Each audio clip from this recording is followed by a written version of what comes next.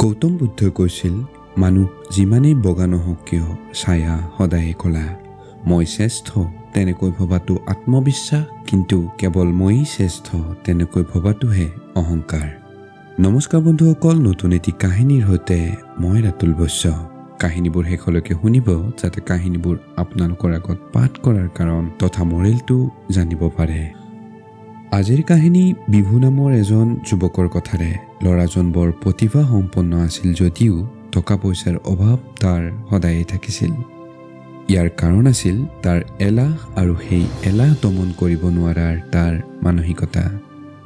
খেলা ধূলা, গান বাজনা, ৰন্ধা বঢ়া ইত্যাদি কামতো বেছ পাৰ্গত আছিল সি, আৰু সকলোতকৈ গুৰুত্বপূৰ্ণ আছিল তাৰ বন্ধুত্বসুলভ গুণটো। প্ৰায় মানুহেই তাক ভাল পাইছিল যদিও 4জন তাৰ ভাল বন্ধু আছিল। পাৰ্টি কৰা, পূজা, বৰদিন, ঈদ সকলো উৎসৱতেই 5জন প্ৰায় একেলগেই ফুৰে। কিন্তু এনেকুৱা নহয় যে কোনেও কাকো কেতিয়াও বেয়া পোৱা নাই, কেতিয়াও খং কৰা নাই, কিন্তু তথাপিও সিহঁত বন্ধু। এটা বান্ধোনত মেৰ খাই আছে অতদিনে, আৰু কোনোজনেই সেয়া কেতিয়াও চিঙাৰ মানসিকতাই নাই আনা। ঠাট্টা, খং, গালি সকলোবোৰৰ মাজতো বহুত বেছি সহিষ্ণুতা, নমনীয়তা এৰা ধৰা কৰি হ'লেও একেলগে চলিছে আটায়ে।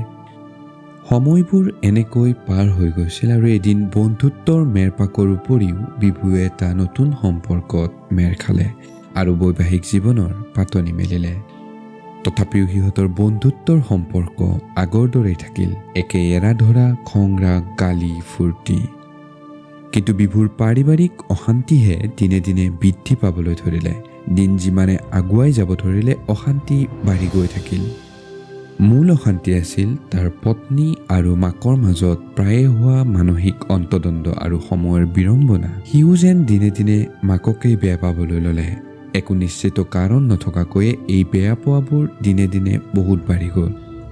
তাৰ মনত মাক এতিয়া বহুত দুখী, খং তাৰ মূৰতেই থকা হ'ল।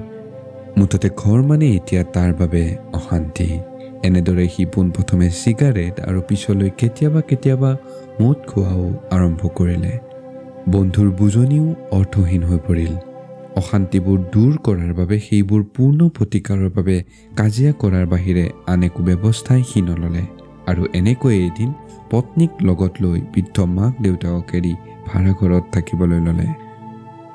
বন্ধুসকল, এনেকুৱা ঘটনা বৰ্তমান আমি সমাজত প্ৰায়ে দেখোঁ। কিন্তু এটা কথা মন কৰিবলগীয়া যে আমি আন সম্পৰ্কত, বিশেষকৈ বন্ধুত্ব, প্ৰেম আদি সম্পৰ্কবোৰত যিমানখিনি এৰা ধৰা তথা ইম্পৰ্টেঞ্চ দি চলোঁ, সিমানখিনি এৰা ধৰা পৰিয়ালৰ সদস্যসকলৰ লগত কৰা নহয়। বন্ধু বা প্ৰেমাস্পদক যিমানখিনি বুজিব বা বুজাব চেষ্টা কৰোঁ, পৰিয়ালৰ মানুহখিনিক নকৰোঁ। কিন্তু সেই পৰিয়ালৰ মানুহখিনিৰ লগতেই বেছিভাগ সময় পাৰ কৰিবলগীয়া হয়, তথা মন্দিৰ সদৃশ এটা ঘৰতেই বাস কৰোঁ। এতিয়া ঘৰৰ মানুহখিনিয়ে যদি অশান্তিত থাকে, তেন্তে সেই মন্দিৰ হ'ব কেনেকৈ?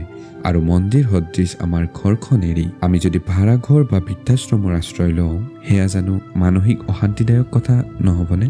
মাক দেউতাক যেনেকৈ বৃদ্ধাশ্ৰমত থাকিলে তেওঁৰ সন্তানে প্ৰকাশ নকৰিলেও মানসিক কষ্টত ভুগিব, তেনেকৈ সন্তান ভাড়া ঘৰত থাকিবলগীয়া হ'লেও একেই অশান্তি মাক দেউতাকে নিশ্চয়কৈ পাব। এয়া কোনো স্থায়ী সমাধান নহয়, তথা এইবোৰে লজ্জা, ঘৃণা, মানসিক অশান্তি বৃদ্ধিহে কৰে। সেয়েহে প্ৰতিটো সম্পৰ্কক মূল্য দিয়ক। আপুনি নিজেই সলনি হওকচোন, দেখিব সকলোবোৰ নিজেই সুন্দৰ হৈ পৰিছে। একেডাল বাঁহেই এছাৰিৰ দৰে আঘাতো দিব পাৰে, আৰু বাঁহীৰ সুৰ তুলি মনক শান্তিও দিব পাৰে। সেয়েহে প্ৰথমে নিজকে সলনি কৰক।